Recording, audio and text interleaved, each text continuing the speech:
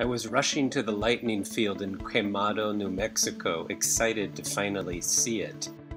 Also, a little nervous about who would be joining me in the remote cabin that night.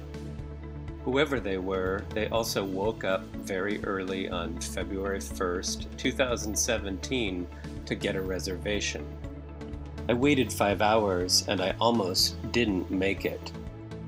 It's $150 a person early in the season and $250 each in the remaining months. Probably the recent film Troublemakers, the story of land art, got a lot more people interested in seeing this artwork. The Lightening field has existed for 40 years.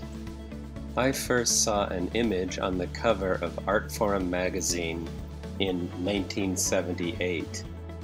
400 perfect stainless steel spikes arranged on a level patch of desert. It's a work of installation art in a secret location in the northwest corner of New Mexico. The artist had hunted for 5 years in a pickup truck to find the site. My explanation of the land art form is that people choose to change the landscape rather than just draw or paint pictures of it. Walter de Maria wanted only a few people to share each overnight experience.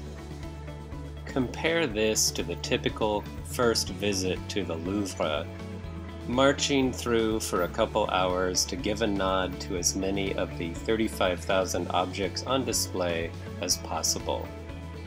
The cabin was collaged together from vintage settler cabins. The suggestion was to spend as much time as possible viewing the rods and surrounding scenery from every angle. Even though it was cold, one of the guests donned running gear and jogged the perimeter shirtless. 1 mile by 1 kilometer by 1 mile by 1 kilometer. You are warned that the installation is valid with or without lightning, which only occurs on an average of 30 nights per season. The alignments of each rod are insanely perfect in a Steve Jobs sort of way, within a 2/10 of an inch tolerance is what the 3-ring binder on the cabin's dining table tells us. Exciting to catch the first glimpse as the nice rancher lady drives the big SUV through the gate. In my second walk out in the field, I aim for the fantasy-shaped sawtooth mountains. I've had a glass of wine, I sit on the ground with a lightning rod as my backrest, imagining lightning strikes all around me. Memories of a light and space artist I worked for, Eric Orr. He may have known De Maria, or not. Kindred spirits in their quests to make the philosophy of phenomenology physically manifest. I sit on the deck for a beautiful sunset. Generous cabin mates provide ample wine and exotic popcorn.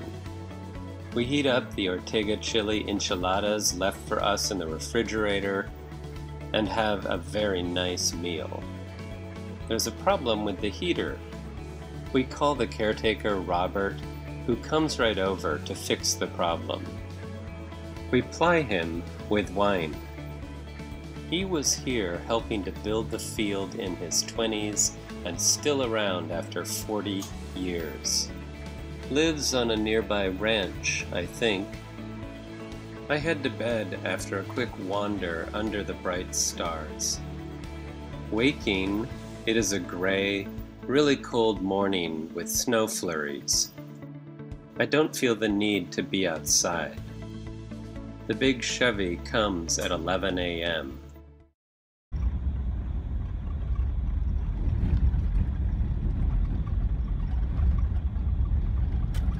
The melting snow has turned the dirt road to slick mud.